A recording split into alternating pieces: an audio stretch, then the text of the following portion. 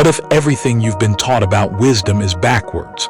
We think of the wise person as someone who has all the answers, someone whose mind is a serene library of facts and philosophies, whose life is a perfectly ordered system. We imagine them beyond conflict, beyond doubt, beyond the messy, chaotic pull of emotion. But what if that image is not wisdom at all? What if it is just another mask, another fortress the ego builds to feel safe? What if real wisdom is not the absence of darkness, but the capacity to hold the light and the dark together in the same vessel without breaking? The Swiss psychiatrist Carl Jung would tell us that this common picture of wisdom is a dangerous illusion. It is the persona of wisdom, the mask of the sage, and to wear it is to cut yourself off from the very source of true knowing. Real wisdom is not a state of knowing. It is a state of being. It is not a destination you reach.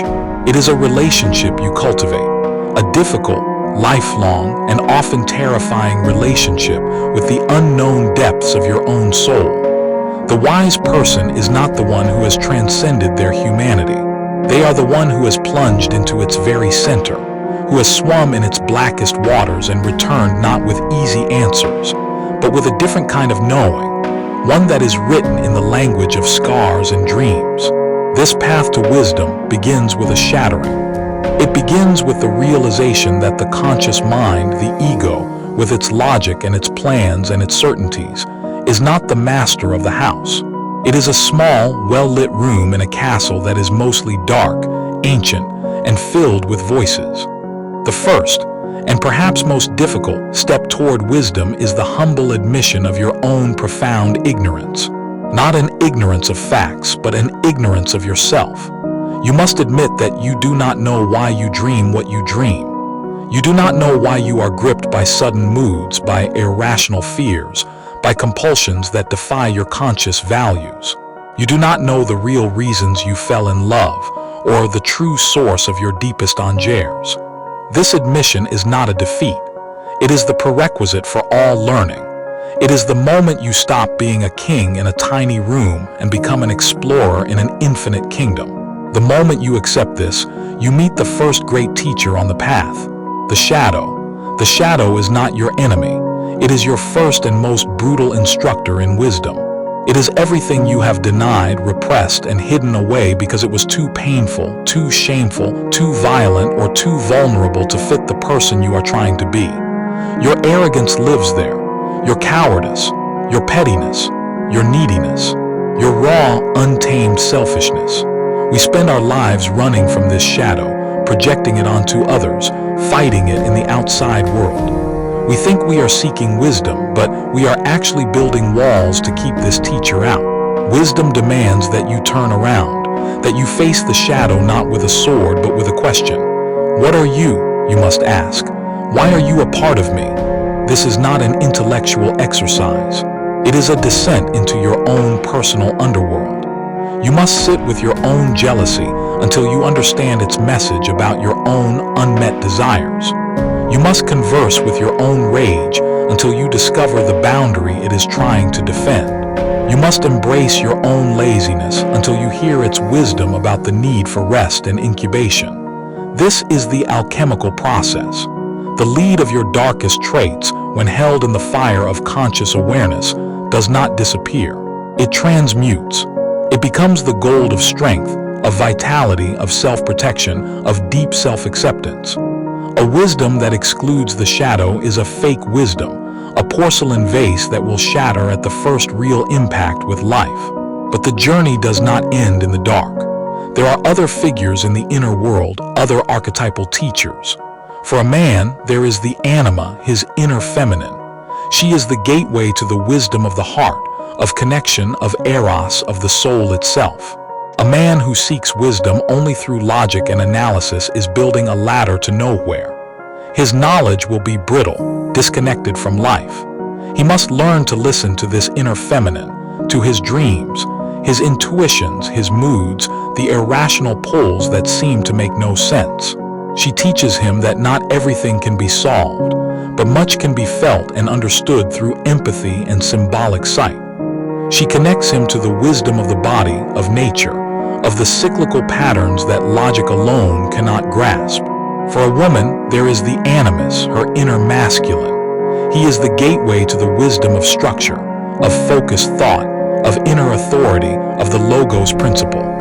A woman who seeks wisdom only through feeling and relationship may find herself lost in a sea of connections without a compass of her own. She must build a relationship with this inner masculine to develop her own inner voice of truth, her capacity to say a firm no, to structure her insights and bring them into the world with clarity and purpose. He teaches her to trust her own mind, to discern, to define, to act from a place of inner conviction rather than external consensus. Wisdom, then, is born from the sacred marriage within. It is the child of the union between the deep, relational, soulful knowing of the anima and the clear, structured, purposeful knowing of the animus. This is why the words of the truly wise resonate so deeply. They carry both the warmth of the heart and the strength of the backbone. They feel both compassionate and true. This inner work is what Jung called the process of individuation. It is the journey toward becoming the whole, unique individual you are meant to be. And the center of this wholeness, the source and the goal of all wisdom, is the self. The self is not the ego is the seeker. The self is that which is sought. It is the central archetype of wholeness, the image of God within. Wisdom, in its ultimate sense, is the ego's humble and ongoing alignment with the self. How do you know if you are aligning with the self? You listen, and the primary language the self uses is the language of dreams and symbols. A symbol for Jung is not a sign. A sign is a stop sign. It has one clear meaning. A symbol is a living, breathing organism of meaning. It is the best possible expression of something that is essentially unknown and unknowable. A snake, a circle, a child, a great tree, these are not just images. They are living vessels of wisdom, carrying the accumulated knowledge of the entire human race within them. The wise person is a student of this symbolic language. They pay attention to their dreams not as random neural junk, but as nightly letters from the headquarters of their own being. They understand that the wisdom they seek is not found in a book of quotes, but in the unfolding narrative of their own inner world, written in a mythic tongue. This is why the wise often seem paradoxical. They can hold two opposing truths in their mind at the same time without feeling the need to resolve them. They understand that life is not a problem to be solved, but a mystery to be lived. They know that light needs darkness to have any meaning, that creation requires destruction, that the greatest strength is often found in vulnerability. This ability to tolerate the tension of opposites is a hallmark of Jungian wisdom. The ego wants to choose one side, good versus evil, light versus dark, spirit versus matter. The self embraces the whole. It knows that wisdom lies in the creative tension between them. This wisdom also expresses itself through synchronicity. Those moments of meaningful coincidence, when an inner thought or dream manifests in the outer world in a way that feels impossibly significant, are not mere luck. To the wise person, they are confirmations. They are the self's way of showing that the inner and outer worlds are not separate, but are two sides of the same mysterious reality. A synchronicity is a crack in the wall of ordinary consciousness, through which a more profound order shines through. The wise person pays attention to these cracks. They see them as navigation aids, as hints from a deeper intelligence that is guiding the process of life. So, what does this mean for your daily life? It means that the pursuit of wisdom is not about reading more philosophy or accumulating more information. It is about turning your attention inward. It is about beginning the difficult, sacred work of shadow integration. It is about courting your inner feminine or masculine. It is about keeping a dream journal and learning the grammar of your own soul. It is about having the courage to engage in active imagination, to sit down with the figures from your dreams and your moods and ask them what they have to teach you. It means redefining strength. The wisest person is not the one who is never afraid. They are the one who has a relationship with their fear, who can listen to its message without being controlled by it. It means redefining knowledge.